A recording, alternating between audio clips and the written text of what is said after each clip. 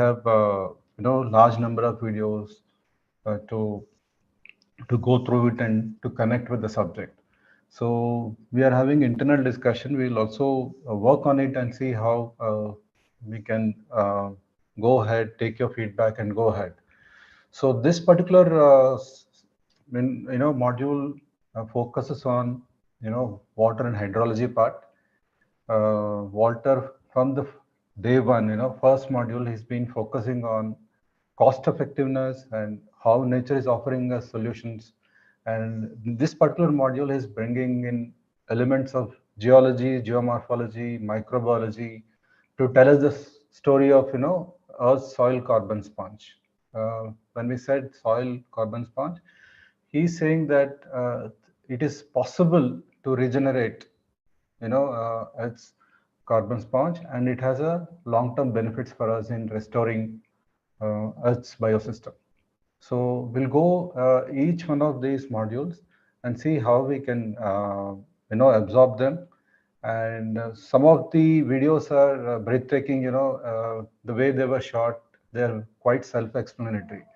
Of course, some of these, I mean, the composition of this group, if you look at, we are diverse kind of people, but I feel this particular module, he tried demystifying science to best of their efforts.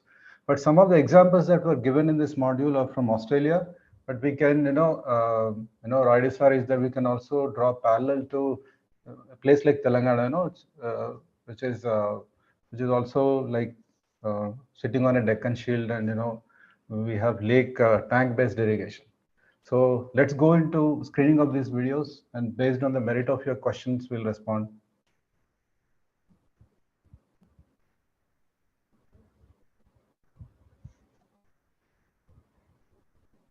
Sivkoti can screen the videos.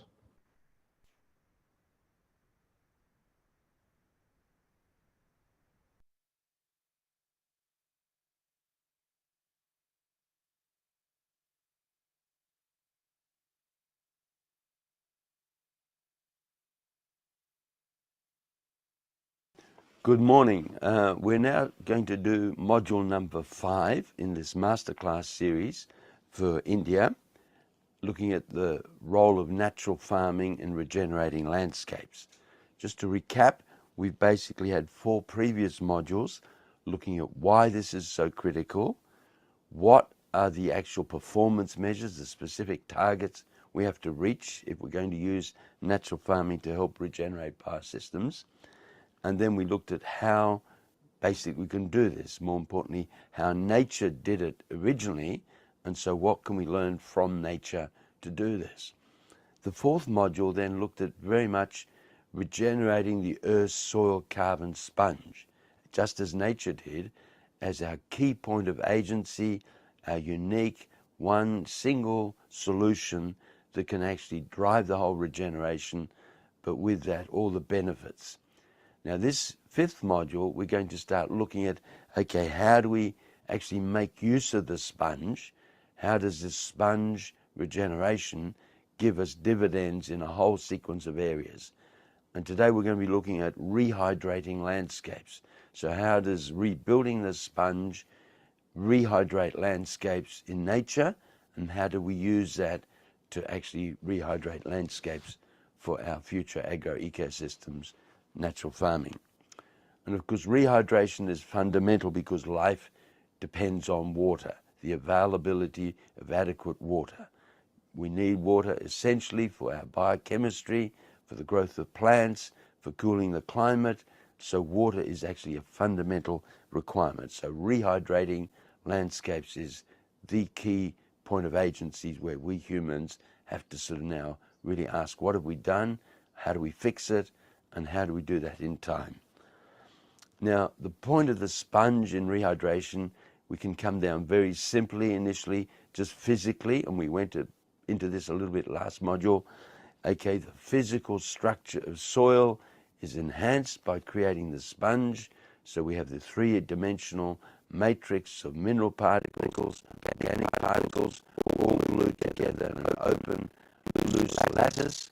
60% of that lattice can be nothing, can be just voids, air, And it's those voids in the air that creates the functionality which Voice exactly is creates the disturbed. hydrology. It allows water to infiltrate, be retained, and be made available.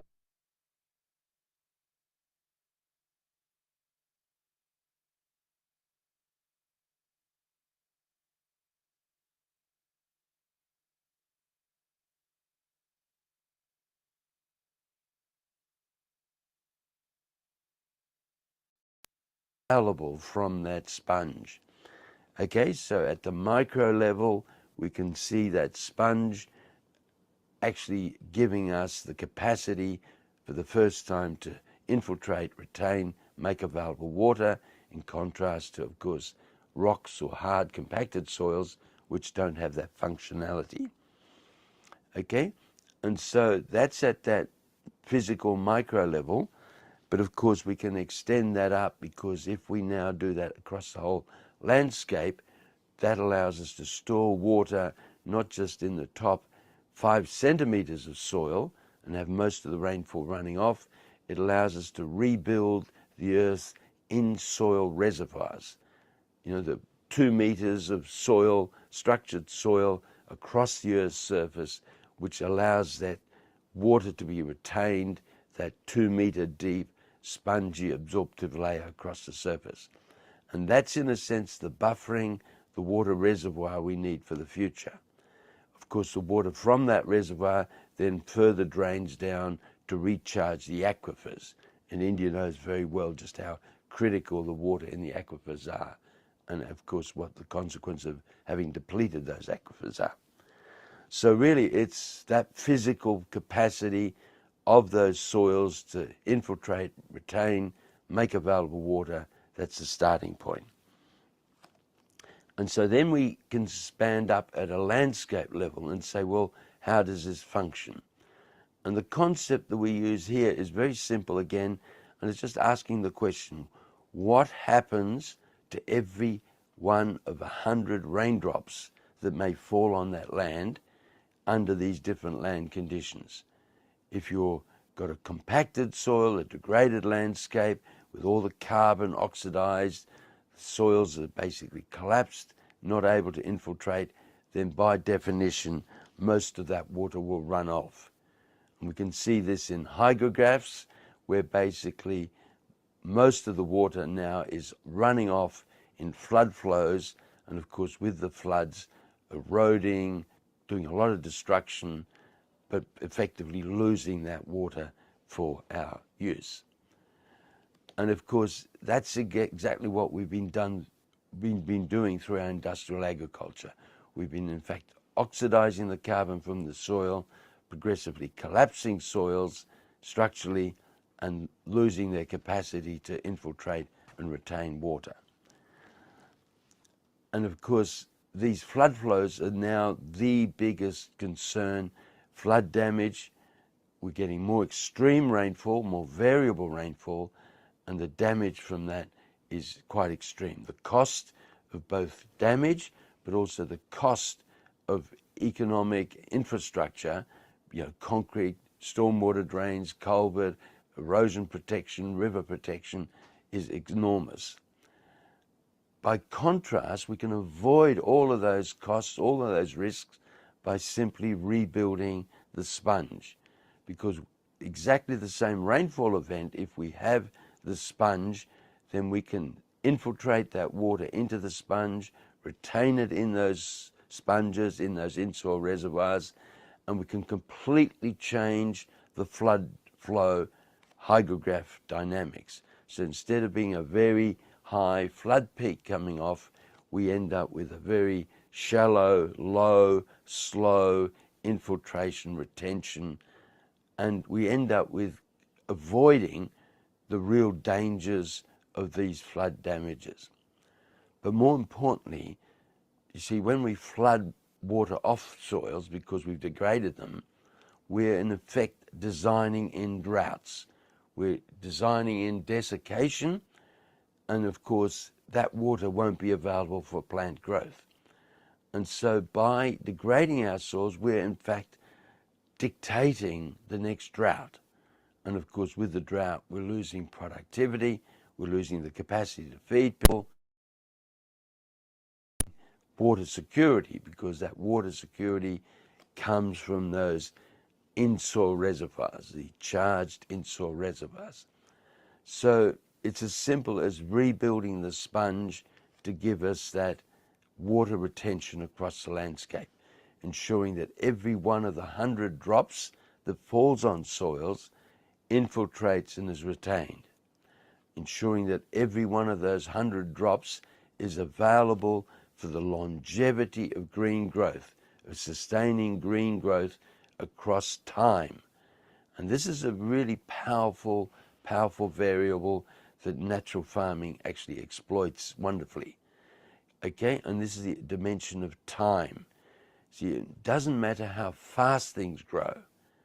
Okay, what's the fastest growth? What matter is for how long things can grow. And by keeping the water in our in-soil reservoirs, we're able to extend the longevity of green growth to 365 days of the year. Whereas formerly, if we had a 2-inch rainfall event, yes, the water would fall on the land, most will flood off. It may be able to sustain growth for 10 days after a 2-inch rainfall event. But basically, if we've got the well-developed sponge, that same rainfall event of 2 inches will be totally absorbed in the soil and may be able to retain sustained green growth, not for just 10 days, but for 100 days. And that's a tenfold growth, tenfold improvement in longevity of green growth, of productivity. It's that longevity of green growth that also, of course, gives us the resilience of biosystems. Okay? And this is now the next important point, because we've got to redesign agroecosystems that are resilient. We made the point, here's 100 raindrops, and in a sense, in the future, we can't rely on 100 raindrops. We may only be getting 70 raindrops, or we may get 150 in extreme events. And really what's needed now, because of those increased variabilities, increased extremes with climate change, we need buffering in our biosystems.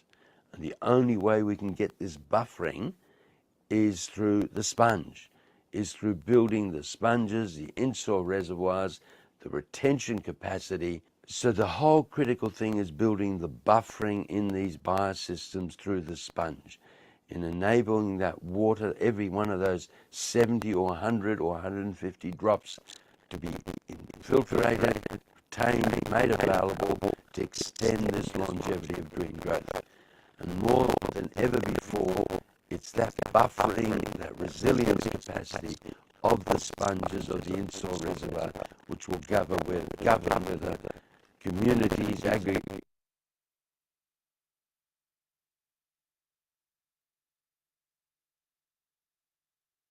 agroecosystems are able to be sustained, or whether they really hit drought conditions, desiccate, collapse, and of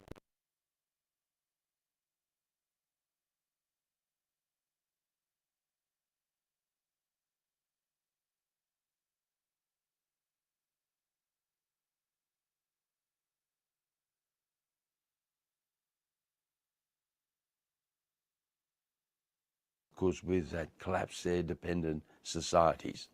So the buffering capacity, the resilience of those systems because of the sponge becomes enormously important.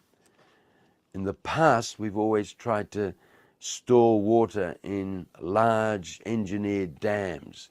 You know, we've spent about enormous billions of dollars building 50,000 large dams since the Second World War all over the world through World Bank and Asia Development Bank finance. But see, now with climate extremes and this increased variability of rainfall, we're worried that a lot of these dams may never fill up again or able to provide us a reliable water supply. You know, we can't store enough water in our dams, in our man-made dams, compared to what we can store in our soils. In fact, our dams can only store about 2% of the water that would naturally be stored in our soils in these in-soil reservoirs.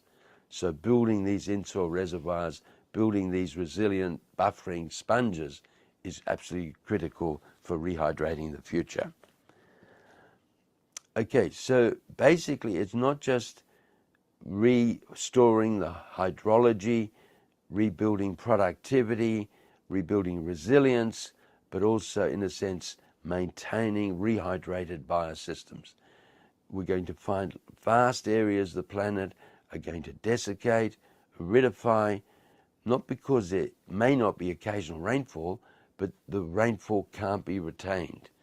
Things will dry off, biosystems will die, wildfires will then destroy those biosystems and effectively collapse that life on that planet or that part of the planet and lead to ever and ever more arid wastelands.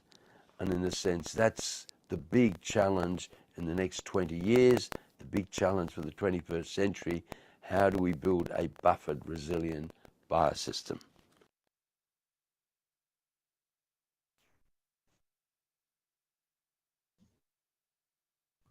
So in this first module, Walter is trying to establish a context for landscape land management practices. Basically, he's saying fundamentally rehydrating the world and fixing the problem is the most important thing. And he's taking us through how rainwater, physical capacity of the soils to infiltrate, retain, and make available water is the starting point for all of us. And how the model of investing in dams to store water for users, it stands vis-a-vis, carbon soil sponge. Is soil carbon sponge offer a solution for all of us to rebuild, landscapes? He's saying with increased variables of climate extremes, we need buffering in our biosystems, and only way we can do is building these sponges to retain the water. So these are the points which has been highlighted by him, and he's saying that the approach of rehydrating landscapes through edge sponge offer bigger solutions than the current approach of wing dams constructed by investing millions of dollars.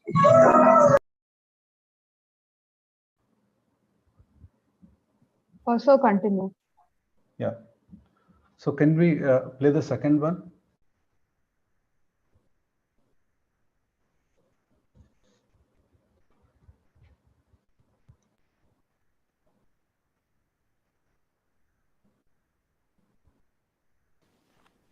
Once we've got the biosystems, the soil sponges working, then there are opportunities where we can say, can we actually enhance the rainfall? Can we, in fact, enhance harvesting water from natural systems? But there's no point talking about that until and unless we've built those sponges, those buffers. And there's some very wonderful ways that nature actually harvests water. We don't generally recognize it, but up to 5% of the air is actually water, is water vapor in the air, up to 50,000 parts per million, that's flowing right across the planet continually, including most of the world's deserts. And so these rivers of water in the air flowing across landscapes, and of course nature has learned to harvest these. Okay, and they harvest them through a series of very, very refined biological processes. For example, ridge plantings, ridge forests, trees on forest ridges are often exquisitely efficient at condensing water from these airflows, these moist airflows, as fog and mist, and then harvesting the water in their foliage and then running it down through stem flow to recharge their soils.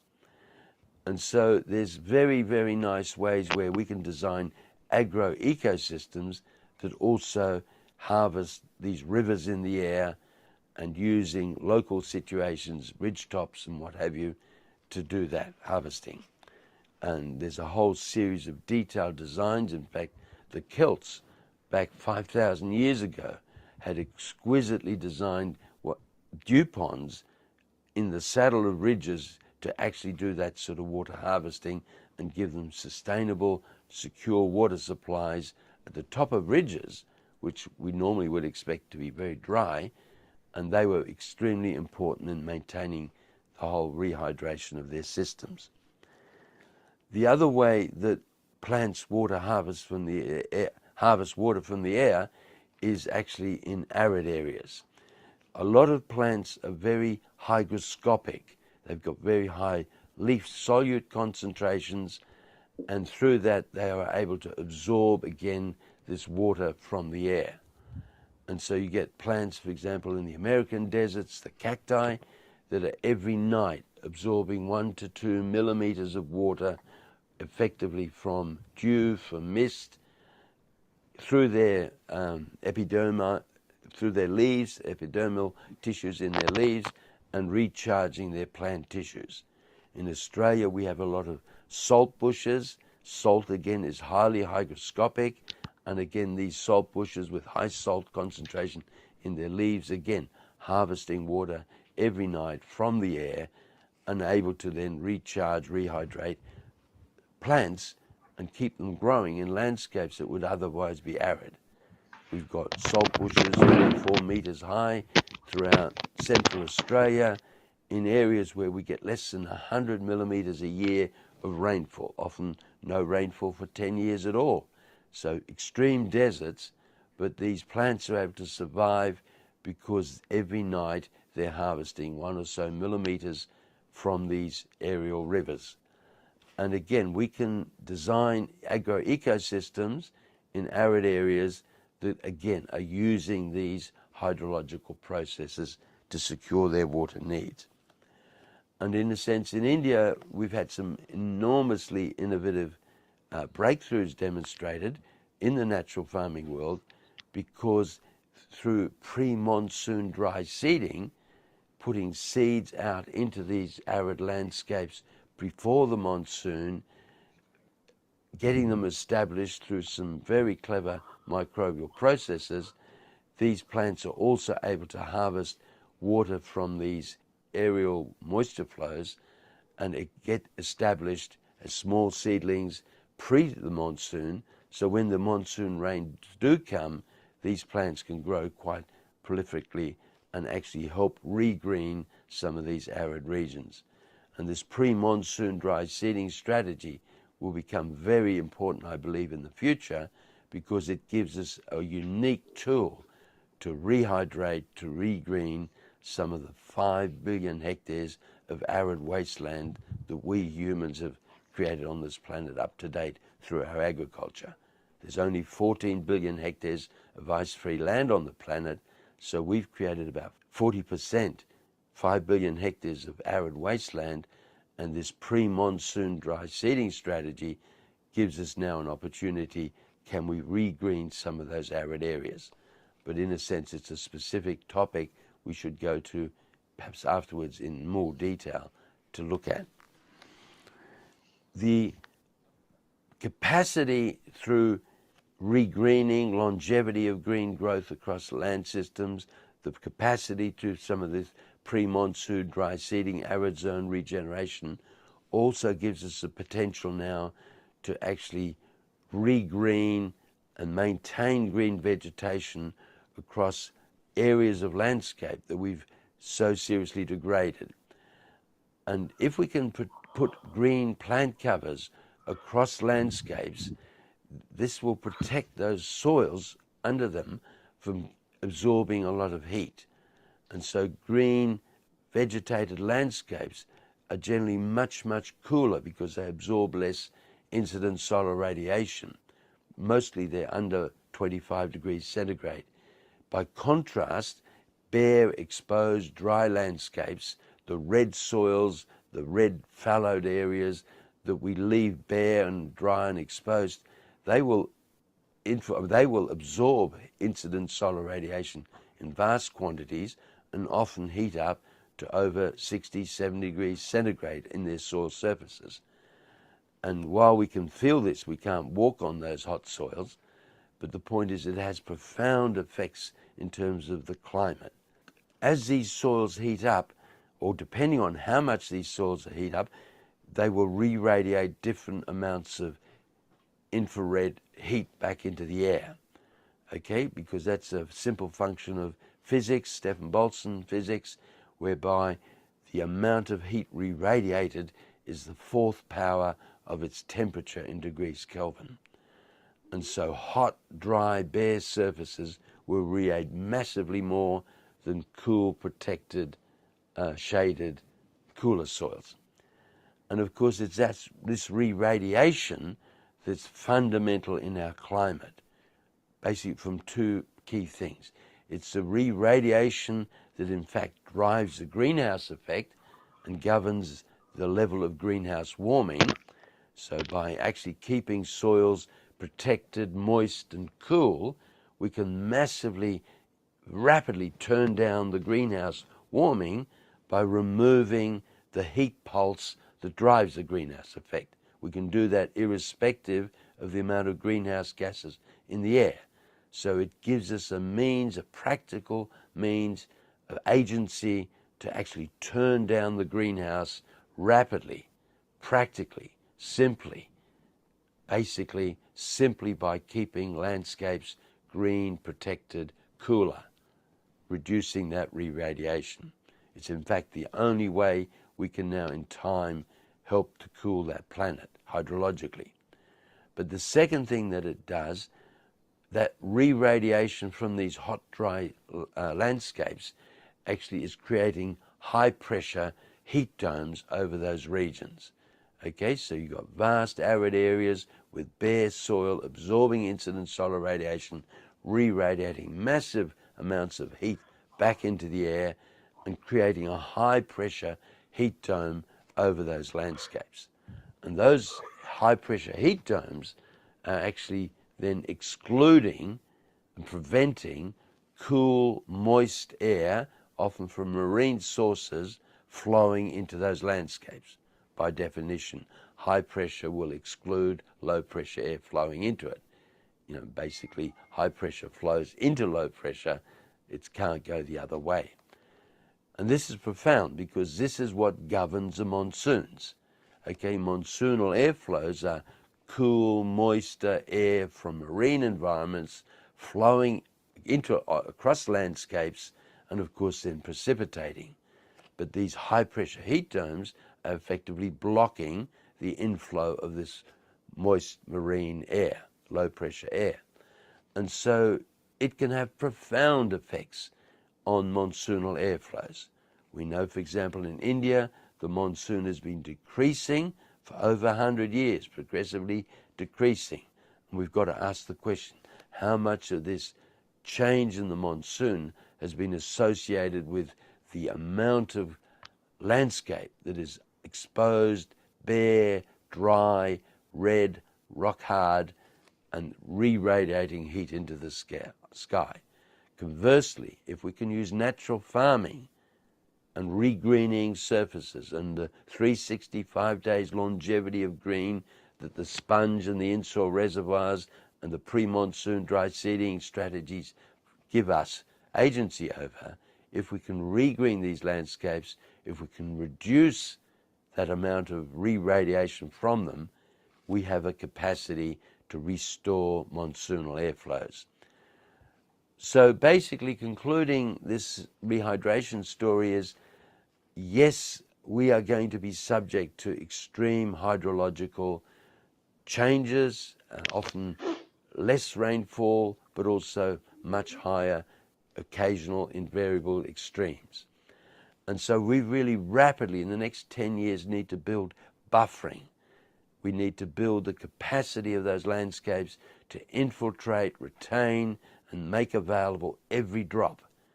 And it's a life and death situation. If we don't do that, those landscapes, those communities dependent on them, will aridify and mostly collapse. And yet, if we can do that, we can actually reverse this whole process. we can actually have longevity of green, we can have resilience, we can have productivity, and potentially even enhance the harvesting of water from new sources like the rivers of the air, as well as restoring some of these monsoonal airflows. So enormously profound implications, but the simple point is it's all governed by the Earth's soil carbon sponge. The point of agency that nature used was building the sponge, building the in-soil reservoirs to be able to infiltrate and retain that water. We can do that as well, and basically if we can do that in time at scale, then we have a chance to maintain highly productive, highly resilient landscapes for our future. So let's now close this module. Next module, we want to go looking further in how the sponge, this regeneration of the sponge, can help build biosystem, this time in the context of biofertility. We'll look forward to some very interesting discussions on these hydrological options in our Q&A. All the best. Thank you.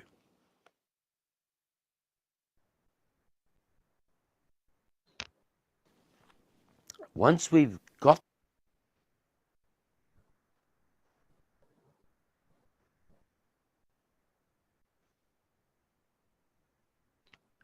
Hello, can you hear me, Diksha? Yes, sir. Okay, in the second module, as well, Walter is building this context for the importance of soil carbon sponge and need for building these buffers so that we can harvest rainwater from the natural systems. So he's giving an example of how the biological process, for example, trees, plants, and forests and ridges are able to condense water from the air flows, like fog and mist, and then harvest this water in their foliage.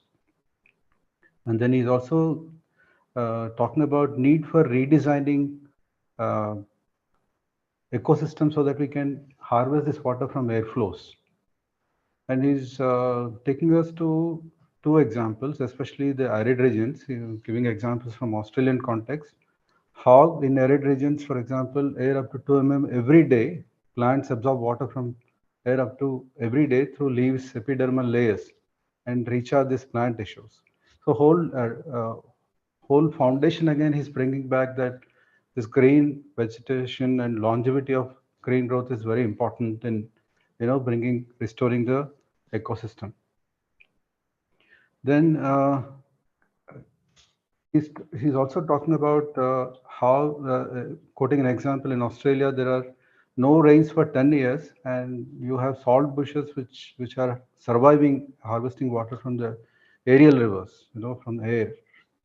And then he's drawing example from PMDS, pre-monsoon dry sowing, what we also practicing in our project. He says that it's very important to learn and understand how the moisture and small seedlings are grown before monsoon, and then how this is helping us to regenerate, soil.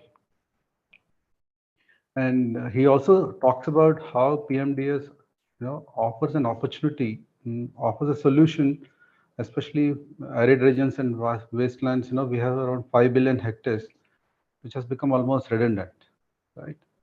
And then he's talking about how we can protect, a lot of heat that is being solar radiation, for example, he's talking about is affecting our landscapes, and wherever there's this thick green vegetative landscapes, he talks about how the climates are cooler, nearly 25 degrees centigrade. And then he's also giving a comparison where solar radiation has contributed to, heating of the surfaces, which has led to infrared heat back into the air, and which is basically affecting monsoons. And heat domes are being formed over arid regions, and then this is anathema to monsoon flows, and that's affecting rainfall. And in the end, he's saying that extreme climate changes are order of the day, and we have hope, and we should look at natural farming as a as an area where 365 days of green growth will give us an agency to restore monsoonal airflows as well. So this is the gist of this video. He is trying to establish the context for, again, he's going back on, keep reinforcing importance of soil carbon sponge and need for us to ensure longevity of green growth. Can you play this third one, Diksha?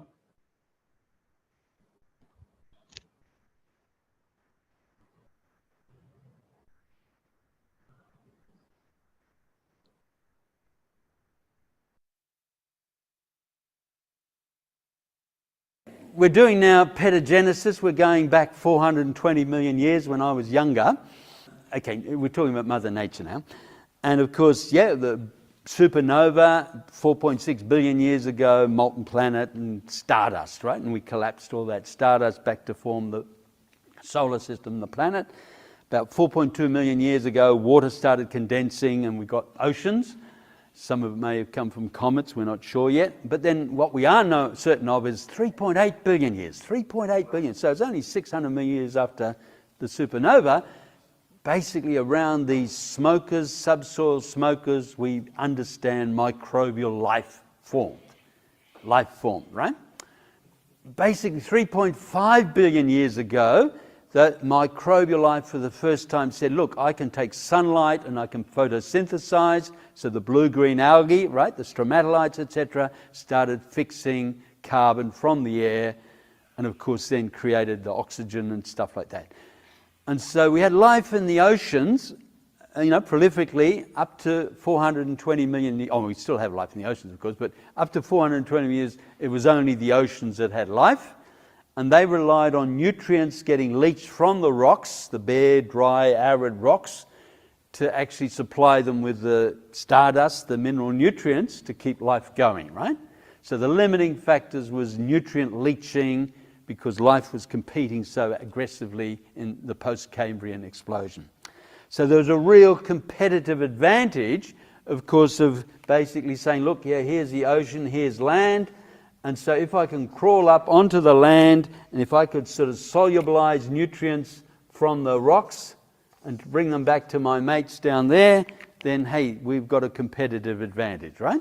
So, life's pretty competitive. And so actually it can say, look, I can solubilize nutrients. But to do that, obviously I have to have little transport tubes, don't I? So it was our fungi, our friends, the fungi. You'll come back, we're microbiologists, fungi are good guys. So these fungi then basically grew up from the estuarine edges onto the soil with the enzymes solubilizing, those nutrients. But very quickly they got smart and they sort of said, look, if I have a marriage, if I form a symbiosis with my mates, the blue-green algae, because they can photosynthesize and produce sugars, then basically I've got I've got my blue-green algae with me, and I've formed a thing called a lichen. And if I have a lichen, I can go AWOL. I'm now independent of the ocean, right? Because I've got a sugar factory and I've got a nutrient solubilization thing, and as long as I can soak up and harvest some water whenever it rains, I'm in business. I can go AWOL. And it's then these lichens that very rapidly, 420 million years ago, took over and colonized the land. And it's these lichens that are still doing that now. Like you basically have a rock wall or a brick wall or a log wall or a concrete building, and the lichens are solubilizing it from the word go, right? They're eating rock, they're eating everything, because that's their business, right? Solubilization. And those lichens, of course, when they solubilize rock, they sort of basically break it up, and there's initially rock as tight mineral particles, and they break it up, and then they end up with mineral detritus, and they leave behind basically bits of organic matter, right? And that's what we're looking at now. You see, because if you start off with a rock, and here are lots of mineral particles, silicons and carbonates and what have you, But it's a rock, it's all tight, it's all solid, isn't it? And it's got a bulk density, weight per unit volume of 3.5 to 2.6 grams per cc, right? So you drop it on your foot and you say, ow, heavy. And of course, the point is when you put a drop of water on this guy, what happens? It obviously just all runs off, doesn't it? Because it's a solid rock, it just doesn't hold water. And that's in a sense what existed on life before, and that's in a sense what we've got now, petagenesis all over the planet, all our soil management. Because if we have compacted, hard, solid rock or subsoils, hey, that's the story we're in. But along come our friendly fungi, and we've got a different game, haven't we? Because what these fungi do, they basically take that rock and solubilize it, and of course, in solubilizing, taking out different mineral particles, they'll form, in a sense, this loose, open, three-dimensional matrix.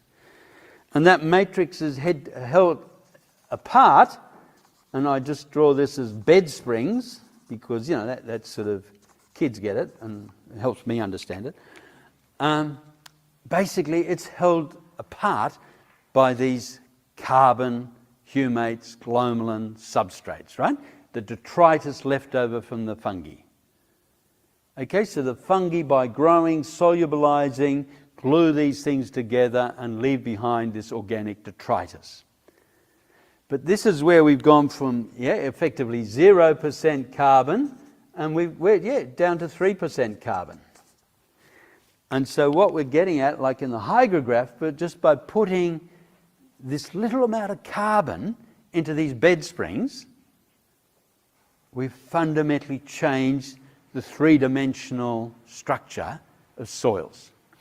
Because this guy now has got a bulk density of 1.2 grams per cc, or good organic soil has got basically 1, it's basically the same weight as water. And what it's telling you immediately that, hey, what's this thing made of? And it's made of 66% of nothing, air. So what's nature done to create healthy soils? You just add nothing. And of course, if you go to Bunnings to say, look, I want healthy soils, they'll sell you bags of nothing for lots of money. And you just say, look, add it to your soil. Nature does it, so why aren't you buying it? Hey, what's wrong? Why aren't you buying it? Okay, but you're adding nothing, but you're building, actually more profound, you're building these cathedrals of spaces, of voids, of surfaces in the soil. And that's profound. And this is the force multiplier that we talked about, you see? Because now, again, you put a drop of water on this guy, what happens? It infiltrates. And it's got 66% void volume of holding the water in the sponge, isn't it? Okay, so the force multiplier effect of just creating 3% carbon has a profound effect of increasing the water holding capacity of that soil and your in-soil reservoirs, right? Because basically here, okay, this is all your mineral nutrients. There's your zinc and your magnesium and your copper and your cobalt. Okay, the world is made up of 96 natural elements, the periodic table, and about 50 of them are used in life as, essential building blocks and biochemical cofactors. Nutrients, essential nutrients, often are trace elements, parts per billion. And here they're all unavailable, right? Because they're all locked up in a matrix, and hey, if anyone wanted to get to the zinc, sorry Charlie, no way. But now what we've done is we've basically made them all available, haven't we? We've created all these surfaces. And what's more, we've got these fungi, Phil's friends, proliferating all throughout these soils. We're all sitting down, Stephen isn't, but 25,000 kilometres of fungal hyphae per cubic metre of healthy soil.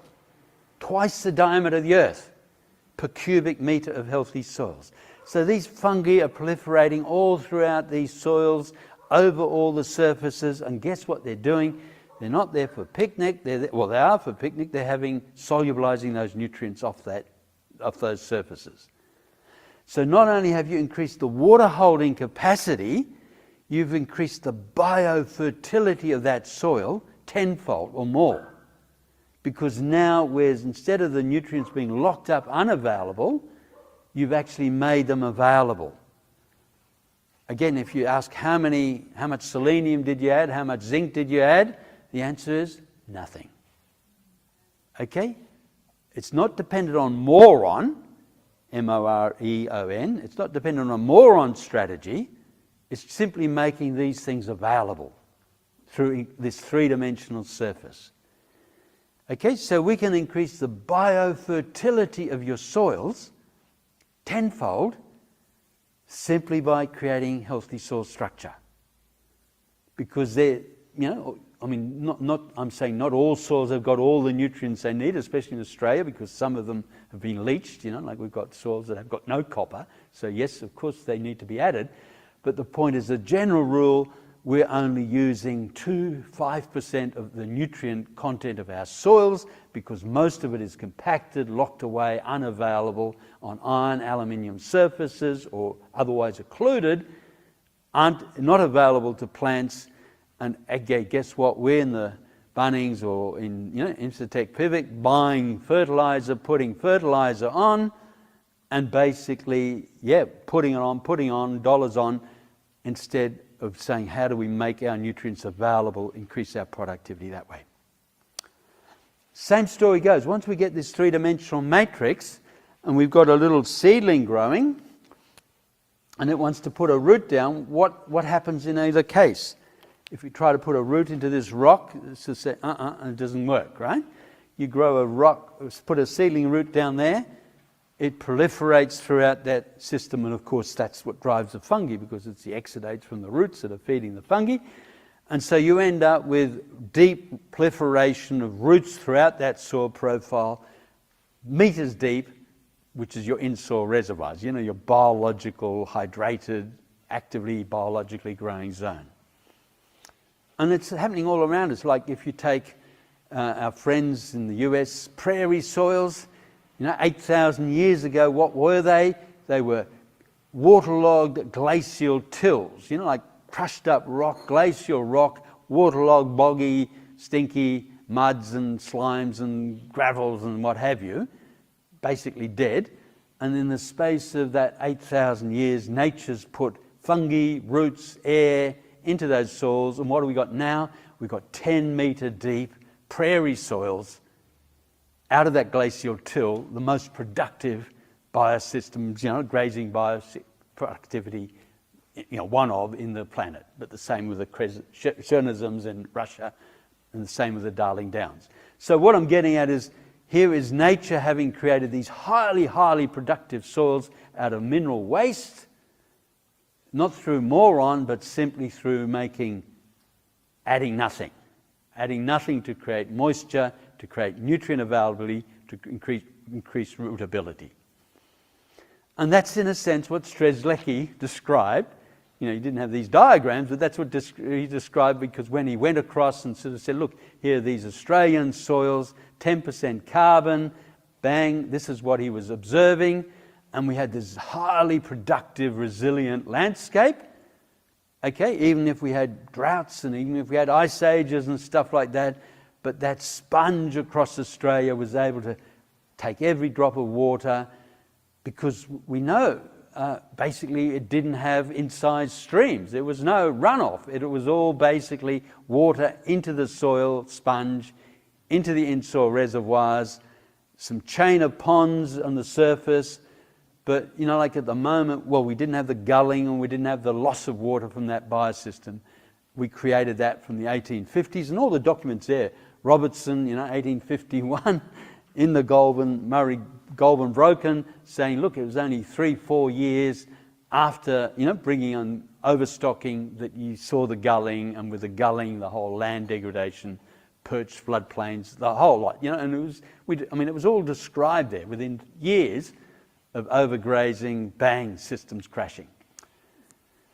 So the bottom line is, we can regenerate the Earth's soil carbon sponge, and through that we can get rehydration, biofertility, rootability, root proliferation, and of course, as we said, that's longevity of green, right? Because that's what we came from the hygrograph.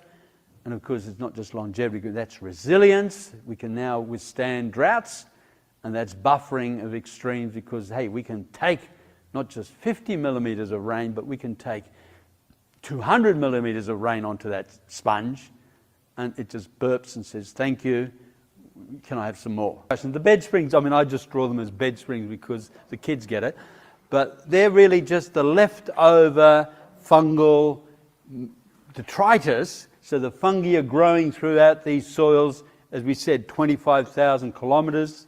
Phil will show us some more of that. And basically, they're living systems and they just grow, eat, and move on, right? And the point is that they leave behind their cell walls, which are effectively the bed springs, right? So they're just growing over all these soils, leaving behind their cell walls as organic detritus that's made of glucosamine, glomalin, and humates. And of course, there are these fungi, these proliferation of fungi. And of course, fungi are like us. They like to have morning tea and they like to have, cream cakes and what have you. And they get their cream cakes from the root exudates from plants. And of course, that drives their growth. 40% or more of the carbon fixed by plants is actually going into these root exudates to feed the fungi. And not by accident, because the fungi actually tell the plants to do that. The plants, we live above the ground. The plants are really just the sugar factory for the fungi. It's the fungi that are running the show. We're just herbivores in this above ground sugar factory. But the guys that are really running, it's not a guy, it's her, nature, and she's on the side of the fungi, and so should we be. Healthy soils, how do we keep hydration, nutrition? How do we regenerate the Earth's soil carbon sponge?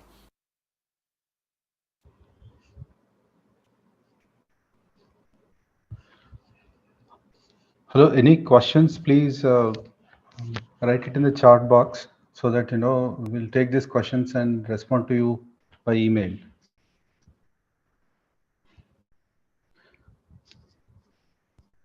So the third module, third video, Walter is trying to build an argument where important role played by the microbial life, especially he's bringing in role of algae and how this is building up soil carbon sponge, and how fungi solubilize these mineral particles from rocks and forms a three-dimensional matrix. And this is actually building us, organic detritus.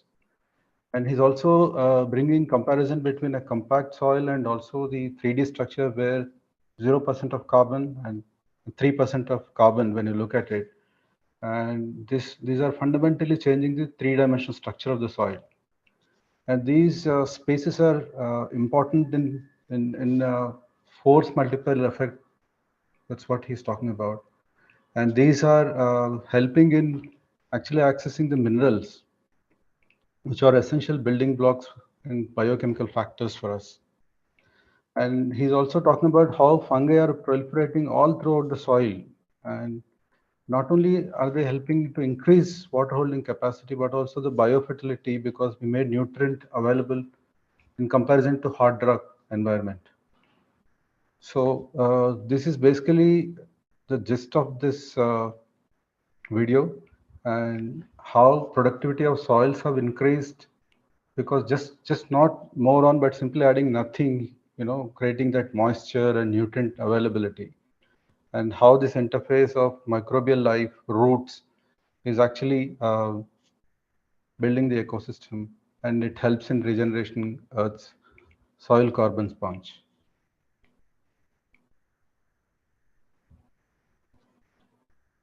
Can you play the next one?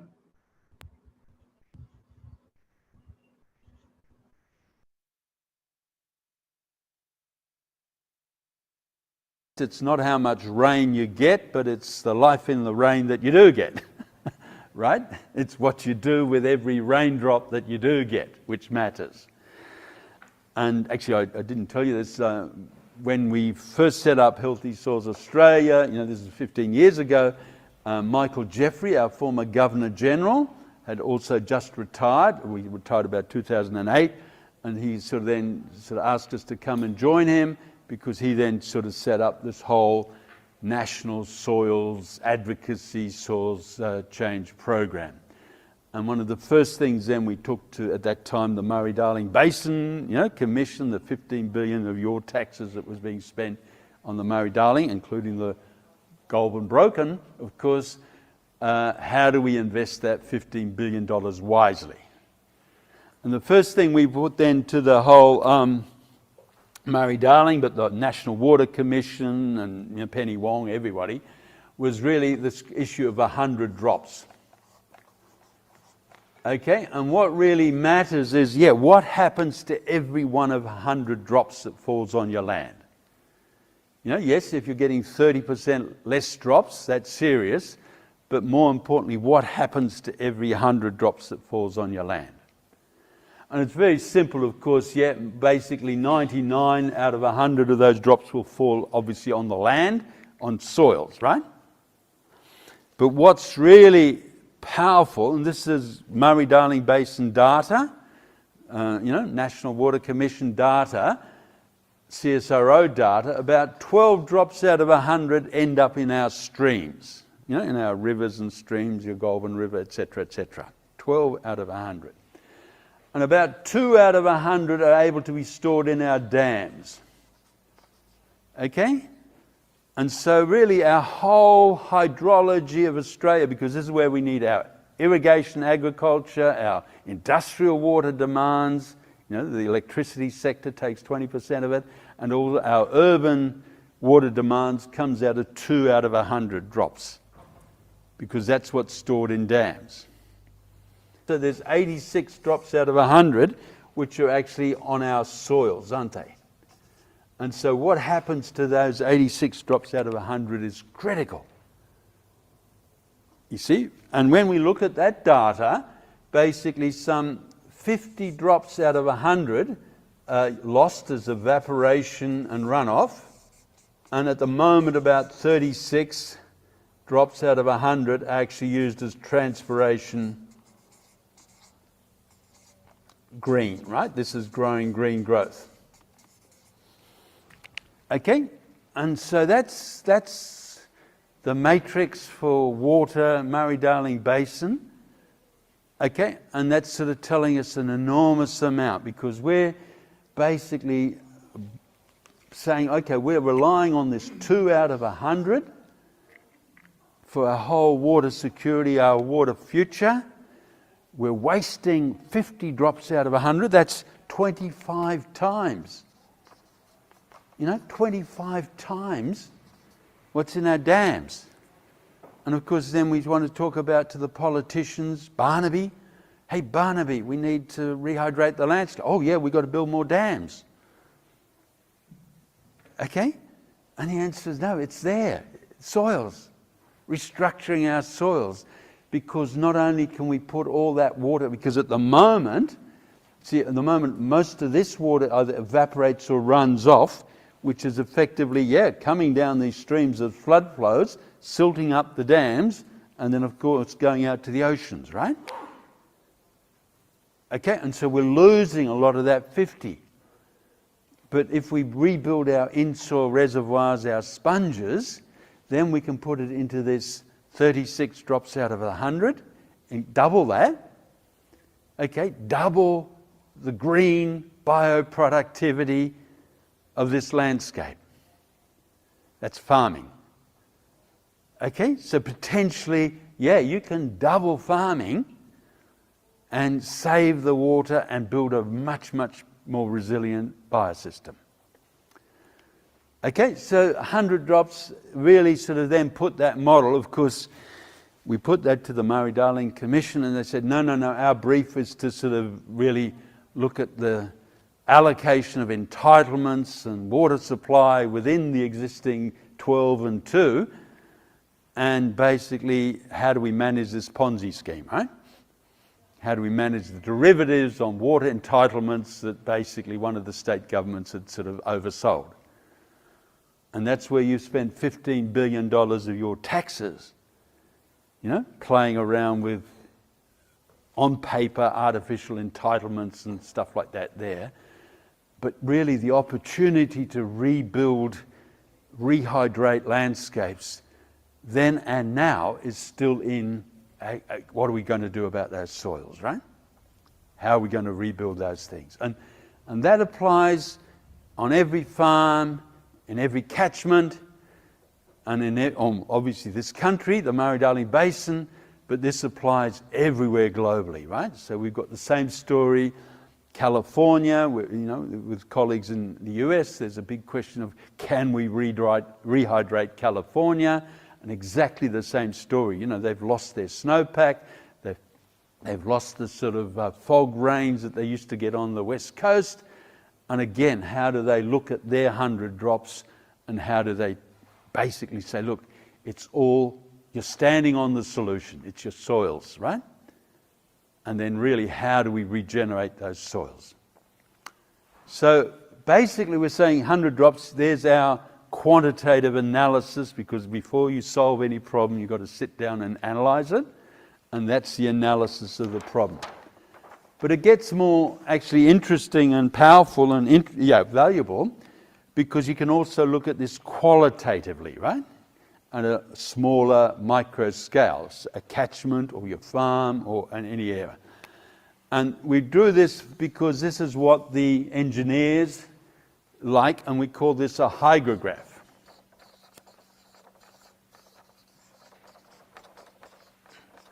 Okay, and a hygrograph is simply a matter of a relationship between the flow, the runoff, and time, right? And so this is just, a flood peak diagram, and I'm sure all the CMAs, they would have looked at hygrographs for their situations, their catchments and stuff. And if you have a degraded catchment or degraded soils, or you can think if I've got an asphalted pavement or concrete, what you get is a hygrograph. Just say you get a 2-inch, a 50 millimeter rainfall event, and you'll get a hygrograph that goes like this, won't it? Right, so you basically have, we've got a 50 millimeter rainfall event, and what happens basically, we've got massive, rapid runoff, and then very rapidly, of course, it drains, and we're back to, dry concrete. And this is really what we're now experiencing, and this is, again, the qualitative things that we're in, because this is obviously a flood, and this is obviously erosion. And this is, of course, massive risk, because with that you lose, siltation of dams and roads falling and what have you. And this is, of course, massive cost, because this is going to cost you, because we're going to not just cost you in the risk, but we're going to cost you because we need a heap of concrete culverts and stormwater drains and, civil engineering infrastructure. And so most of your rates goes to, this civil engineering infrastructure to take these storm events out of the game, right? And so we've got a whole series of negatives. But, hey, you haven't seen the half of it yet, because it's not just those negatives, because what's even worse is the negatives that do. Because you've had the flood, by definition, you can't avoid it, you've designed in a drought. Okay, because once you've lost that water, by definition, you've got a drought. Okay? That water that was there has been lost. Hey, guess what, Charlie? We're in a drought. Okay? We need more rain. But also, not just a drought, we've again got more erosion, we've got more risk, we've got more cost.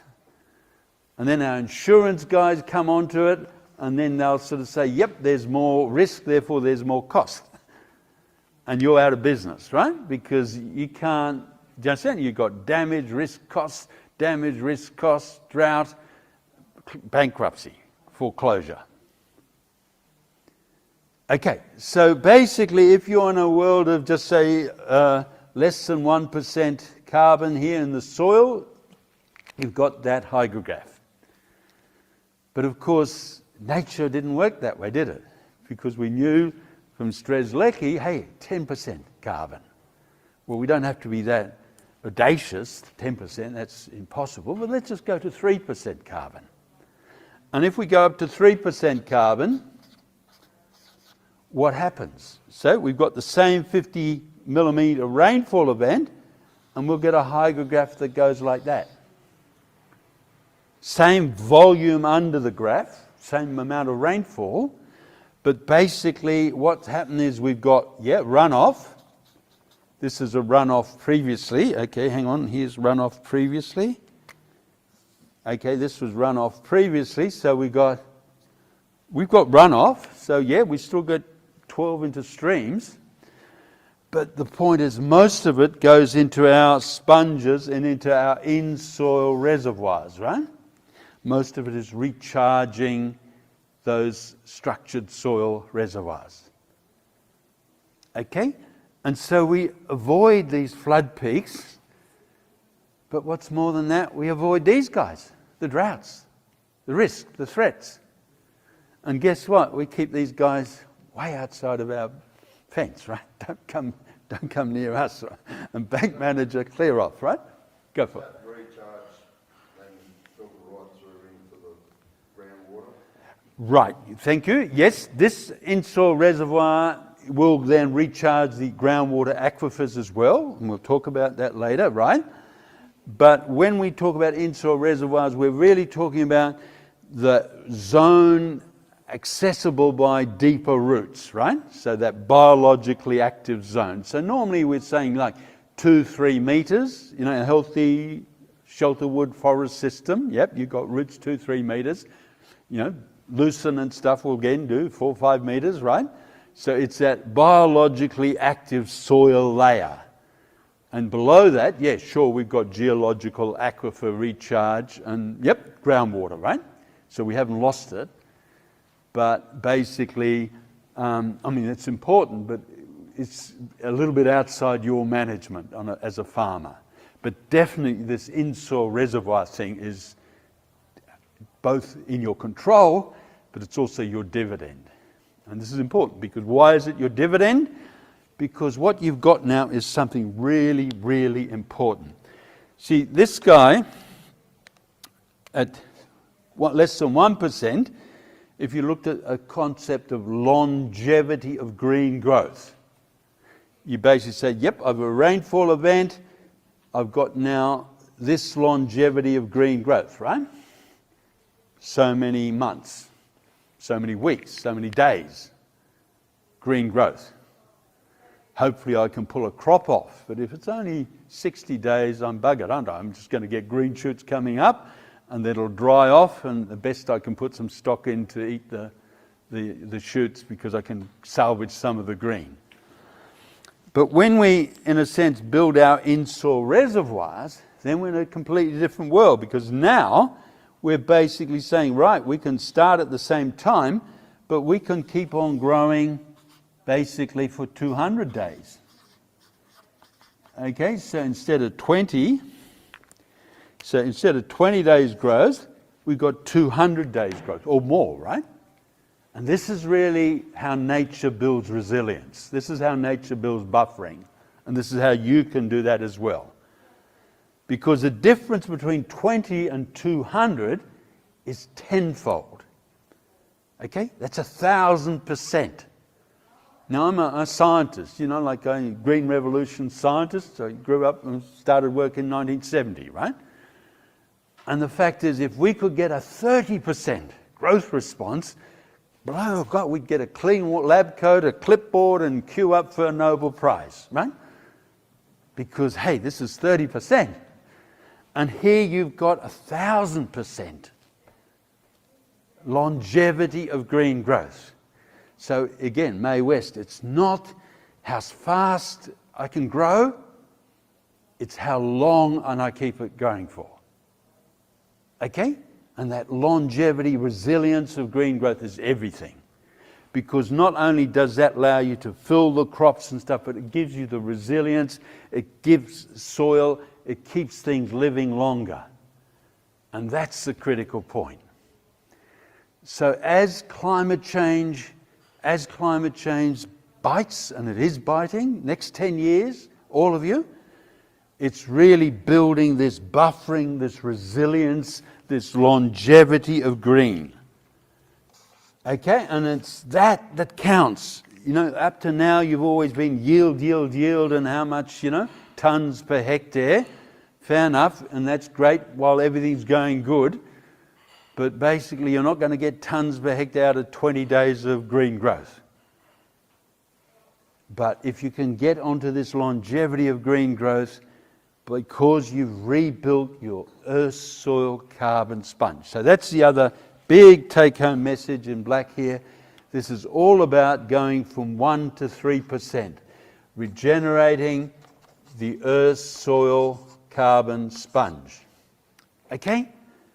And so again, if you want to really get to a key take-home message, a key point of operation, and as I said at the beginning, the only point of agency we humans have on this planet to change hydrology, climate, bioproductivity, sustainability, resilience, buffering, is regenerating the earth's soil carbon sponge.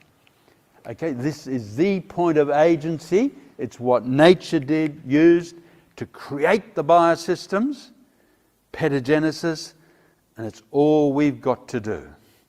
And the point is, it's extremely practical, doable, but extremely profitable. Okay? So it's really win-win-win for you every sense. Rebuild the earth soil carbon sponge, and as I've in a sense illustrated, whether it's 100 drops, right, getting this up to 37 quantitatively, here's the Murray-Darling Basin catchment or whatever, or if it's at that local hydrograph qualitative level, hey, you can go from this to that.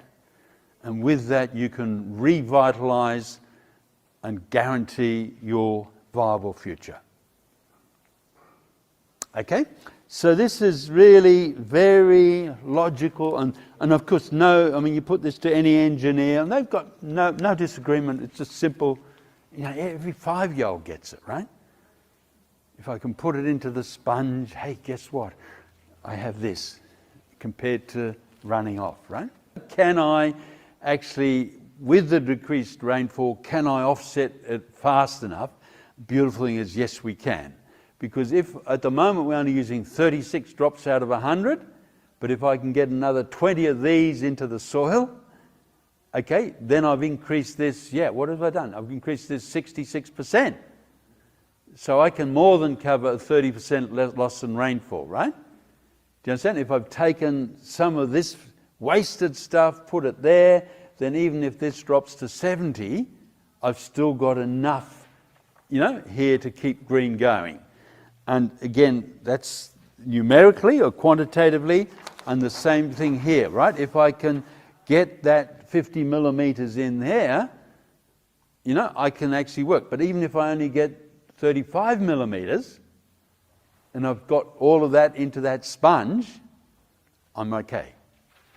So, and that's why this carbon is a force multiplier, right? I mean, just that little increase in carbon, it's not just a numerical, I've only increased it from 1 to 2, 3%. No. You've had a multiplier effect. This is having a 20-fold plus multiplier through longevity of green. And so, this is why this is so important. That is your performance measure, and regenerating the sponge is so important, right? Because and we'll just come to that next diagram actually, that's what really is so powerful, because it's that little bit of carbon can really enhance the hydrology of that soil so dramatically.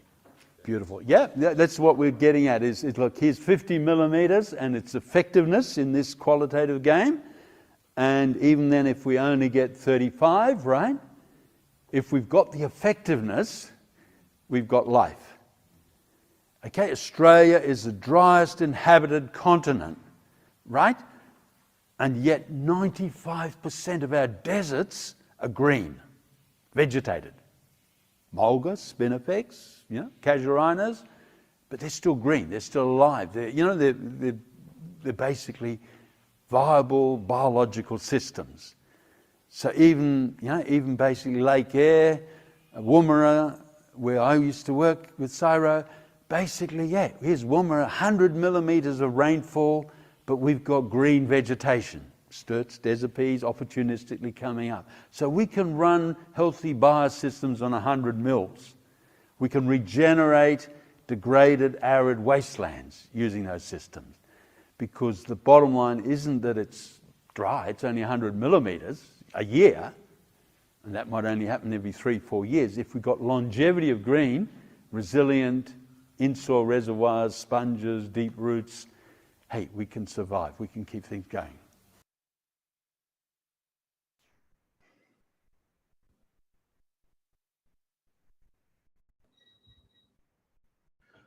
So Walter, this fourth video, he's bringing in an example from Australia, especially Murray-Darling Basin in Australia. He's giving both quantitative and qualitative analysis, establishing how important it is, the role played by carbon sponge, soil carbon sponge, in actually regenerating our biosystem. So he gives, in terms of quantitative analysis, is saying that 12 drops end up in streams and 2 drops in dams out of 100 drops of water. And he's coming back to those 86 drops of water and builds an argument. See, this 50 drops which is lost due to evaporation or runoff, and 36% which is lost to transpiration and green growth. And this is something that it can be bring back into the system, right? And then we don't have to spend a lot of money on dams and all, which is like 2%. And if you look at 50 drops, is nothing but 25 times of the 2%, right? And all this can be possible if we are able to double the farming, build a much more resilient biosystem, provided we use this 50 drops of water. And next level, he's bringing out a comparison between flow, surface runoff versus time, a hygrograph, which he talks about how in an area where surface runoff, for example, which is soil, asphalt, massive area, and then you have land system where there is 3% carbon, if it is carbon spoil sponge. The comparison he's bringing out is how flood erosion that happens, and you have short period of time, say for example 20%, you have vegetation and 20 days, and this also leads to flood erosion, siltation, and is associated with risk, and it requires massive attention from the government. And similar kind of an event on soils with 3% carbon results stupendous. Most of it goes into the sponge and is preserved in soil reservoirs. And this is saying is pretty effective, and especially 2-3 meters of biologically active soil layers, and later it also feeds geologically active aquifers.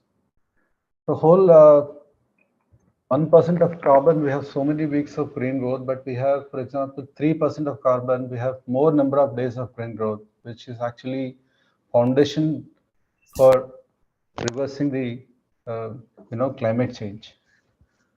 So he's saying that only agency we have to reverse this, improve bioproductivity, hydrology, sustainability, is the soil carbon sponge. If it offers, natural farming offers that opportunity to to look at things more closely, and this in soil reservoirs, they both are in our control and also give us dividends.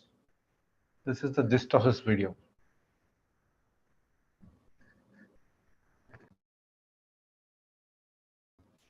Sukudi, can you play the next video?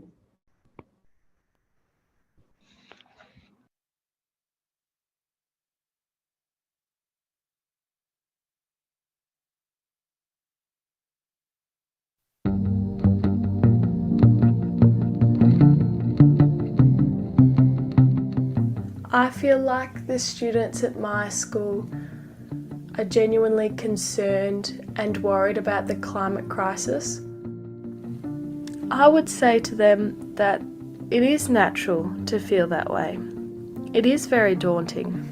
There's some misunderstanding about what the situation entails and what the students can actually do to help.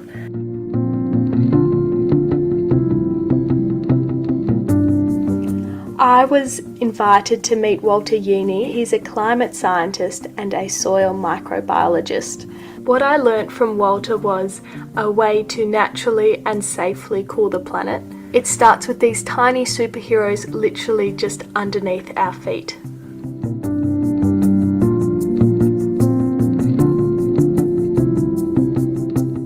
I was here 50 years ago, before this opened, when we were designing this audacious experiment. Can we create an artificial rainforest in what was previously a dry, eroded, arid erosion gully?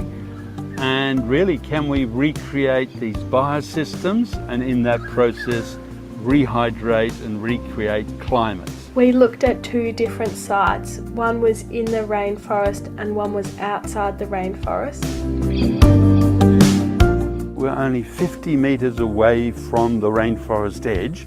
And if we look down here, this is exactly what most of Australia's forests are about. A lot of dry litter on the surface, but basically it is so dry, it is so hard, it is so compacted, so any rain that falls here immediately runs off, is lost.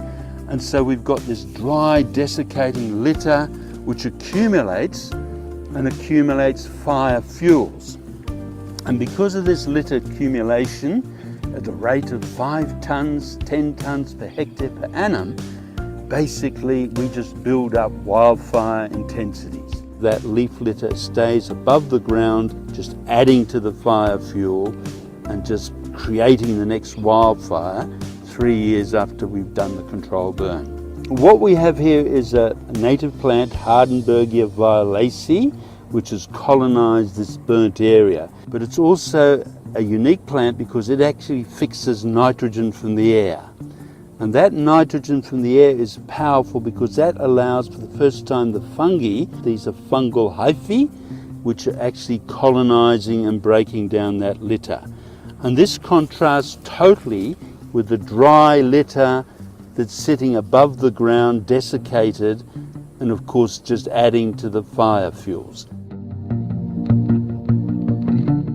This compares with the dry sclerophyll forest we were at before. Remember, we were looking at that litter and how slowly it was breaking down. It was all red and crunchy and dry. Well, here we've got the same litter, but now it's something completely different. Here it's all rapidly breaking down. The fungi in this moist environment are breaking down these fronds and these leaves to this organic matter, this loose, spongy soil. The key thing is the litter breaking down, making the sponge. The sponge is able to hold more water. That water is then available to be transpired back up again, and the water going back into the air is what's cooling the planet. It's very much the same thing as if we're hot, we perspire, the liquid on our body then evaporates back up into that air, and that's cooling us. Exactly the same happening on the Earth. There's that simple divide. Things either burn or they biodegrade. It's either fire or fungi, desert or rainforest.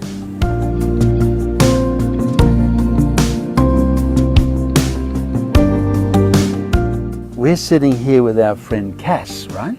Cassowary. Yeah, Cassie's his name. He's eating all the time, and everything he eats, not everything, he excretes. And that's very rich nitrogen fertilizer. Yeah. And just as the Hardenbergia plant was putting nitrogen into the system, these guys, through excreting, are also putting enormous quantities of nutrients, nitrogen, back into that litter system. So essentially their poo helps the environment flourish. Exactly, because for litter to break down, it needs a carbon-nitrogen ratio of about 20 to 1. 20 units of carbon, 1 unit of nitrogen, you've got a good healthy compost heap. Okay, So you want to have a good healthy compost heap, Yeah. because that will allow the environment to work as it should and continue the cycle of Beautiful. breaking down the leaf litter and faster, better cycles. Whereas where we were before in that dry, hard eucalypt forest, there might have been a nitrogen ratio of 100 to 1. So there wasn't enough nitrogen, therefore the fuel was just accumulating until the next fire. Whereas here, it's these guys that are putting nitrogen back into that biosystem. So you need nitrogen to help the soil Absolutely. Biodegrade. Yeah. And it's not just these guys. We've got bandicoots and potoroos and lyrebirds and scrub turkeys, and they're all scratching constantly. I was just about to ask, so do they do the same act as a cassowary, as in they scratch at the surface to help the leaf litter compost at a faster rate? Absolutely. But it means that we're really respecting all these animals as an integral part of the ecology of these forests. So really that's the point of wise human ecological management. How do we restore these natural processes to ensure that these habitats, which we all depend on fundamentally for water, food, biodiversity, futures, cooling, that they're protected and enhanced for our future. This is why we're here. This is an artificial rainforest that we've created. It is 15 degrees centigrade cooler in this forest on a hot day than it is 100 metres up there where we were before. Really? So this is natural air conditions. Yes, it's been 50 years, but we can do this in 10 years. We can get that effect in 10 years, and we can do this everywhere. Here's the narrative, the story, told by youth to other people. Hey, this is what we can do. Yes, we aren't powerless. So it's giving that message, giving them the information, but then saying, yeah, wherever you are, I can do this. I can have a little garden bed, an urban forest on my balcony in my courtyard. I can have a worm farm, I can have a compost heap, I can grow trees, I can go on my nature strip and I can grow trees, an urban forest on my nature strip. And yeah, I'm aware, I'm empowered, and it's every square metre, every acre, every schoolyard, every nature strip, I can regreen, I can regenerate, I can rehydrate. We have 5 billion hectares of man-made desert and wasteland on this planet.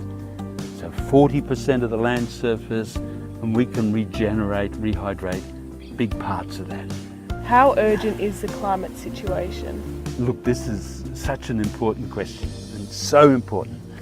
We have had 50 years of warning since Charles Keeling gave us that signal, look, here is CO2 going up abnormally.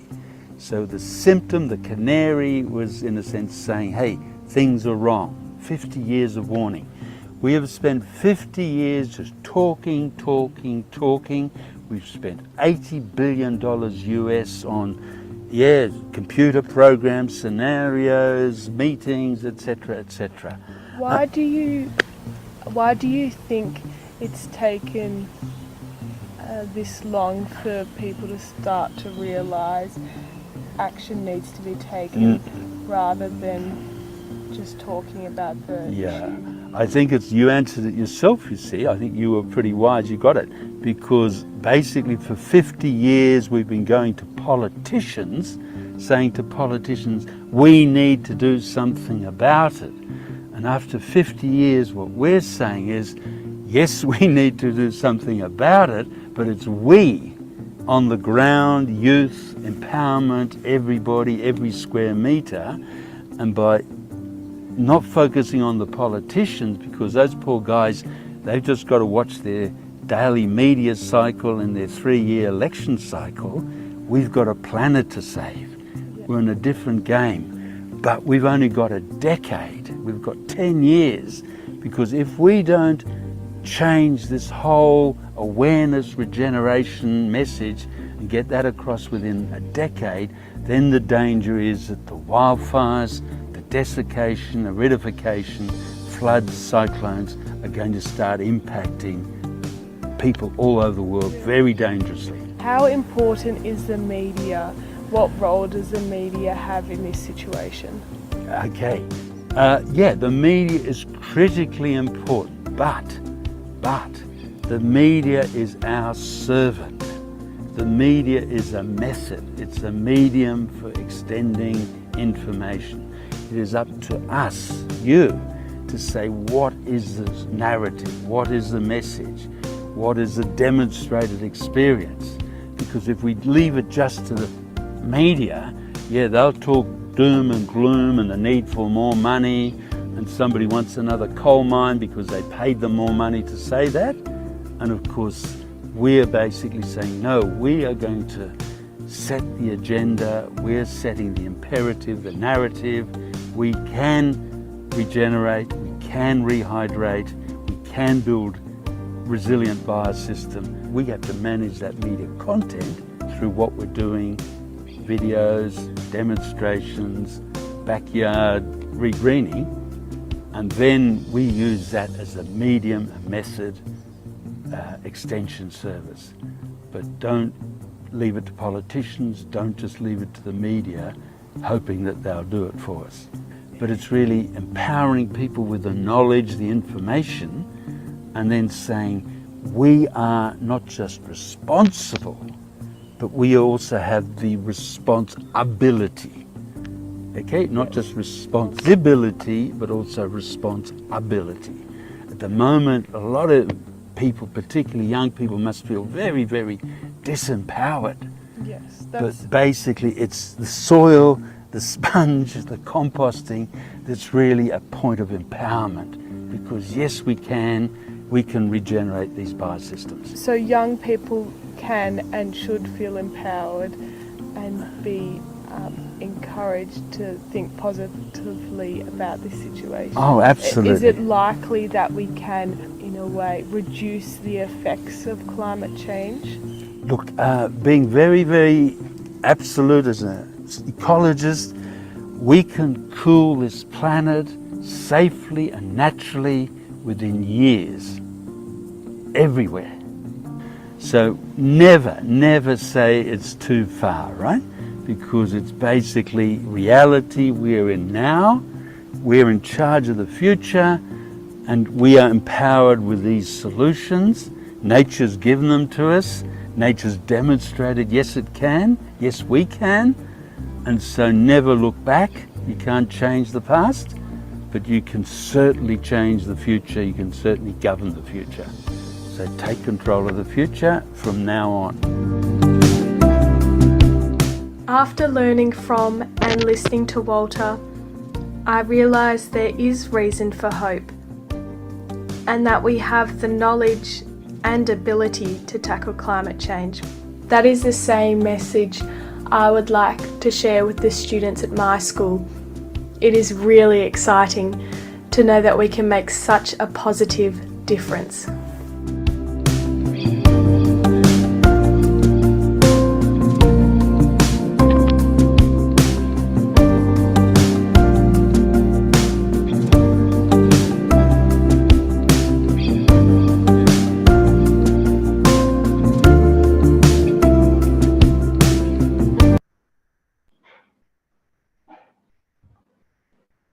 I think this is a great video, self-explanatory. I think it's just not Walter taking us through this walk the talk kind of a format. He's giving us a message to politicians. It's still not too late, and we can act. So he has used this visual evidence, what we call while shooting this kind of videos. He's taking us to two ecosystem settings. One is an Australian forest that has been artificially developed 50 years back, and also the forest dry outside. And he's tried to give, the difference between both the forests, how, for example, 5-10 tons of dry litter per hectare is collected, and it's a source of fire. And then in a forest where they have developed how fungi breaks down organic matter, and it helps in break down form the soil carbon sponge, especially giving this burn biodegradable. Fire is fungi, and you have desert and you have rainforest. And he's also bringing this element how important that in an ecosystem, the role of animals, and the how nitrogen 20 to 1 carbon nitrogen is required, to keep the system biodegradable. This is, in essence, it's a kind of a visual story that he has taken back to the two forests and gave us insights into how important, again, reinforcing in this module, rehydrating the landscape. That's the foundation, that's the basis for these modules. And he has taken us to these two forest settings and explained us. Shivakoti, we'll go to the next video.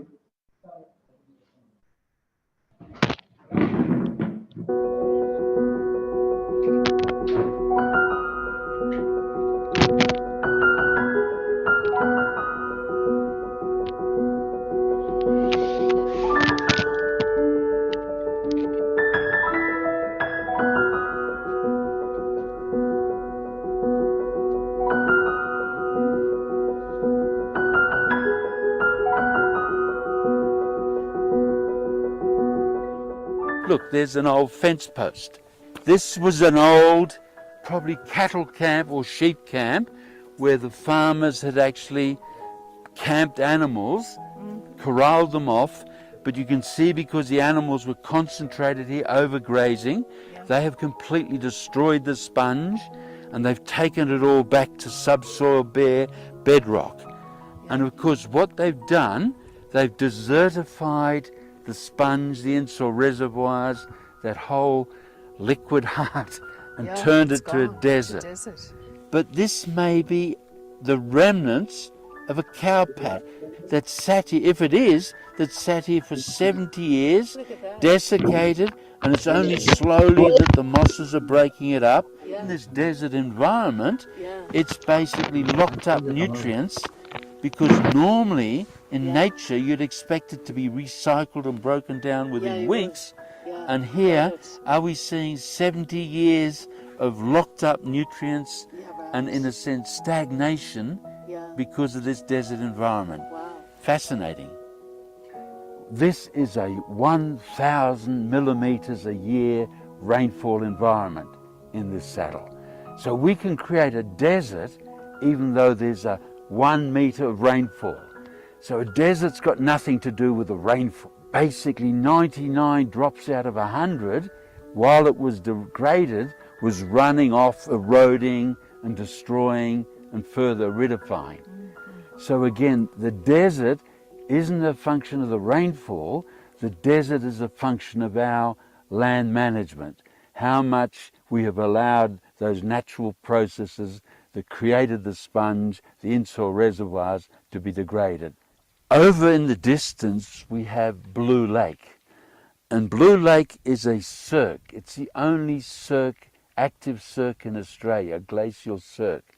But that's in a sense where the infiltration of water and the start of rivers comes from, because it's from those alpine wetlands, those alpine cirques captured in the saddles, from which the rivers start. And that's fundamental for rehydrating whole nations. 80% of the water in the Murray River that feeds half or a third of Australia comes from these alpine wetlands up here in the alpine ranges. And so it's a fundamental point, and it's these sorts of habitats that govern whether there's water feeding into those lakes or whether the whole country is aridifying. So our management of these alpine meadows is fundamental to creating the whole hydrology of the ranges, but the whole hydrology of Australia.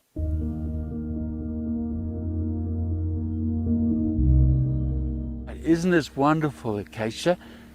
We're standing actually right at the top of Australia, and in a way, as somebody has said, this is the liquid heart of Australia. That's such a beautiful expression. Isn't it? Because it's the actual liquid heart, because without water, we don't have life. Walter, this is just a magnificent piece of natural ecology and Yeah, geology. stunning. And just explain to me, I don't 100% know why these beautiful ponds are formed. Well, look, Acacia, none of us know, because nature has mysteries, and of course we can just use our insight to understand it. Yeah. But this is really exciting and powerful. From what I understand, and like looking at it, what we've got here, of course, is the saddle that we came through before. Yeah. Basically, the humid air that's coming up from the west, Yeah. and that humid air contains up to 50,000 parts per million water vapor, up to 5% water vapor. So there's humid air flowing across all the planet continually. Right. And of course, that humid air, as it comes up that slope, Yeah. is getting under higher and higher pressure because it's going up. But when it comes over the saddle, Yeah. basically the air can expand by definition. And so by expanding, it goes into lower pressure. Yeah. And when it goes into lower pressure, it cools. And as it cools, it has to condense some of that water. And so what we're seeing here, and you can see from the vegetation, it's actually much more continually moist, And luxurious. saturated, Yeah. because of that condensation. And so this is profound, because now we've got these saturated environments, Yeah. and these soils, and they're producing slightly more acid water because of that litter humates. Yeah. And I think, and I'm pretty sure, because we've got these granites, this is granite country, Yeah. and the granites have got plagioclase and orthoclase as one of their, 70% of the mineral contents of these two minerals. And basically with fungi and then with that acid condition, those minerals are broken down, and they actually releasing quite a bit of sodium and potassium. And so that's partly why we've got the more potassium with the more luxuriant growth. But the sodium is also actually acting as a dispersant. And so the subsoils on these soils are getting dissolved, and that's where we're getting these chains of ponds forming. And if we had a drone from above, we would see this sequence of chains of ponds forming totally naturally, but also this more verdant green grass holding these riffle zones together between the ponds. And so nature creates this stepped sequence, chain of ponds, and of course holding extra water in the landscape.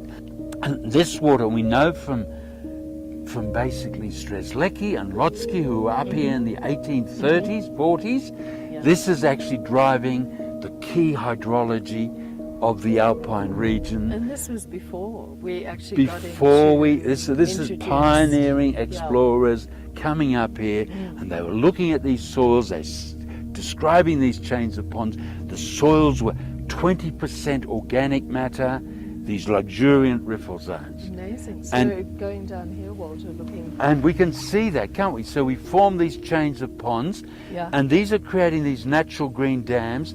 And there you can see the sphagnum moss creating alpine wetlands behind the riffle zones. So they're actually creating natural dams and natural, highly exquisite. bioproductive systems. It's exquisite. Yeah. And now, Wow, look at Acacia, that, yeah. again, we can't be certain, but by the look of it, can you Over see the down there, we've in a sense got a granite dike, we've got a line of granite I things. can see that, yeah. And 200 years ago, 180 years ago, that would have been a sphagnum peat meadow. Right. And that would have had a riffle zone roughly where those granite, that line of granite tors are. Yeah, I see that. And that would have held back all that water. And so we've got 3 to 5 hectares of alpine wetland retaining water, but also, and this is important, because of the low pressure, acting as a condensation basin. So these cold water surfaces at night time are harvesting water Isn't that amazing? from that low pressure air, amazing. trying to get rid of its So water. you can feel the cool breeze now. Yes, So that's a condensation Yes. Yes. driver. yeah, So you've got the combination of water and luxuriant vegetation, Yes. both condensing the moisture out of the atmosphere and then holding it creating into a the landscape. cooler, Yeah. more mesic, more hydrated landscape. Amazing. And it's actually amazing too, because if we go back to Ireland, Scotland, Yeah. Wales, and you go way back into Celtic times, Yeah. 3,000 years ago, Yeah. the Celts, and it's again amazing First Nations knowledge of landscapes, they were building dew ponds in exactly this location in Fascinating. the saddle of ridges to harvest moisture from the air. And of course, it's telling us here are physical processes that have got profound potential at rehydrating these landscapes. It's amazing. So we could probably, Walter, replicate the natural processes if we're just taking the Kosciuszko region where we've lost the riffles and we've lost the dew ponds effectively. We could probably help nature a little bit to re-establish those Oh, wonderful. processes. Absolutely, absolutely, exactly. Because basically, if we understand this atmospheric physics, Yeah. this biological, natural response to that, Yeah. and say, yes, we can take our boot off nature's throat and help her restore these things. We don't have to do it. She can do it. Look at this. It's exquisite. beautiful, She isn't can it? do it. Yeah. But we've just got to give her the space and the time and, in a sense, help catalyze it. And so the question is, and I'm sure we could, if we take that 5 hectares of former Svagman wetlands, could we just intervene carefully, Just a help little her rebuild these riffle zones and rebuild that thing? But can you describe what's happened here? Yeah, look, it's really, again, powerful because, see, the riffles were just behind us there, Yeah. and this creek in front of us was Yeah. actually fed by those riffles. Yeah. And if we look just 30, 40, 50 metres out from where we are, you can see almost a natural dam wall, can't you? Yes, You could see where that silver daisies is, Yep. but there's 2 breaches in the wall. Right. There's a okay. breach of about 3 metres there, another breach of about 3 metres at that point. Yeah, right. And they, from my understanding, looking at the geology or the landscape, yeah, they are breaches that the cattle grazing here over 100 years would have broken through and broken that dam wall. So the dam wall's gone. That dam, those parts of the dam wall have gone Yeah. because that's where the luxuriant green grass was. Oh, okay. But as the cattle breached those dam walls, that drained all this area of wetland. Oh, really? And we can see down below, it's all now, again, as we saw in the arid area, it's subsoil, degraded. The Svagman, the plants are trying to recover it, but it's actually exposed subsoil, Right. and all that peat, all that wetland would have drained. It looks so different to the natural Precisely, dam. So precisely. And with a dam being breached, yep. and if we want to restore this acre of wetland here, how do we go about Well, doing that? and this is the beautiful thing. We just let nature do it, but how do we help her? And the question is, can we rebuild those rivers quite naturally Yeah. and really back up the water back into this acre and then get this wetlands to start forming sponge peat, so we could grow 50 centimetres of peat across this acre Right. within years Yeah. by simply restoring, closing the breaches in that wall. It's not a lot of work. Not a lot of work. Significant change in the peatland and the water. And all you would need is a slow earth swale across that, and then you must take any herbivores off this place, Right. which would of course break it down again. Yeah. So you've got to let those swale, that dam wall recover, so it can actually hold back the water, Amazing. and then you've got an acre of an acre of wetland, 50 centimetres of water, 50 centimetres of peat, and you could do this step down, across this whole landscape. So that to me seems like a very practical, simple, immediately achievable. Minimal ecological restoration, 5-person days of informed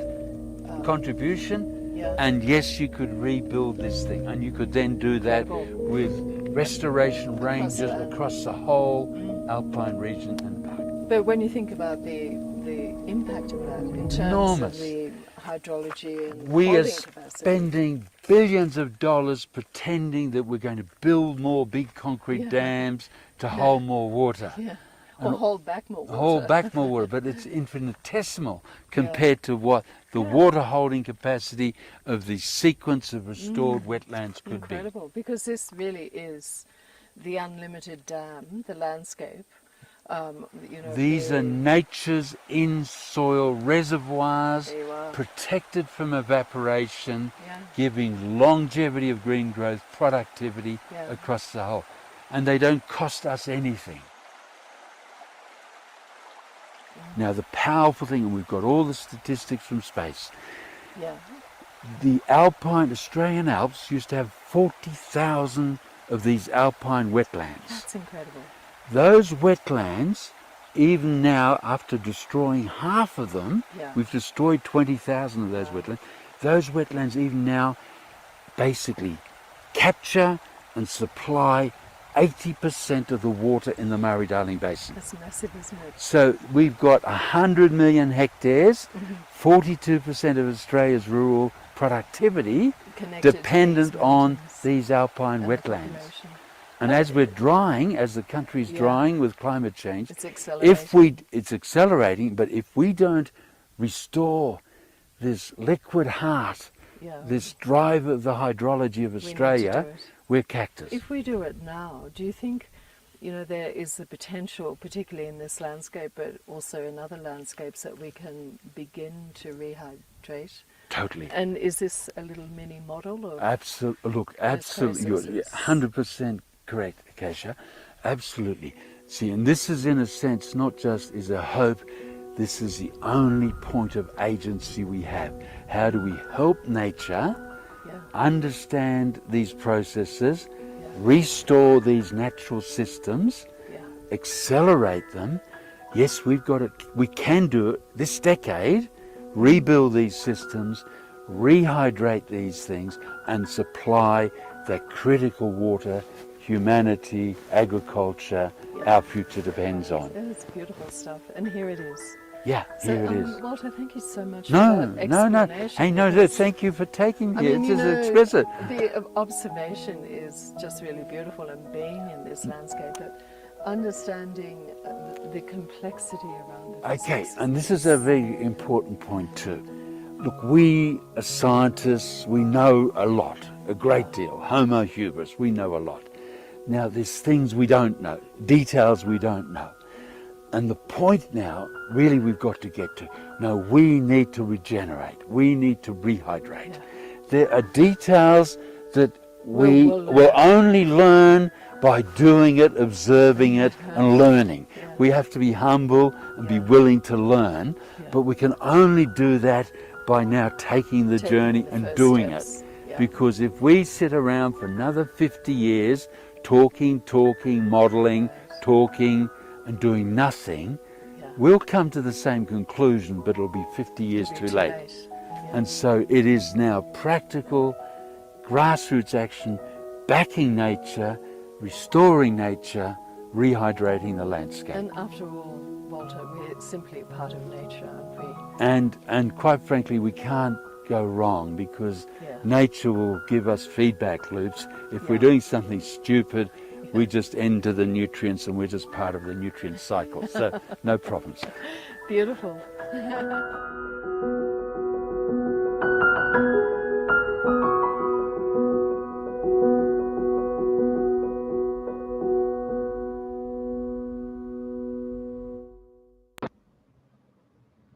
So I think another amazing video. I think Walter takes us to the forest here. The video itself is self-explanatory, but what he is primarily trying to establish is that desert is a function of land management. not connected to the amount of rainfall. And then he's giving us example of Alpine region, how chain of ponds drive key hydrology of that region. And it's quite possible to reverse the process provided we look at nature very closely. And we can create a desert even there is a 1 meter rainfall. He's saying how important it is to the nature provides us harvesting moisture from the air and then rehydrating these landscapes through natural processes. Something is combining examples from Australia, but giving geological insights, geomorphology, and also how animals are adding strength to the biosystem. So this is the essence of this video, and I request Diksha to sum it up. Thank you, Vishli sir. So we have 3 more videos in module 5, but we expect you to watch those videos at your own time. Apart from that, we'll be sending you module 5 assignment by the end of the day. And many of you have said that it's difficult for you to fill in the assignment till Saturday. So we might extend the deadline till Sunday as well. And we expect you to fill in the response for them. Thank you so much for attending the pre-work session.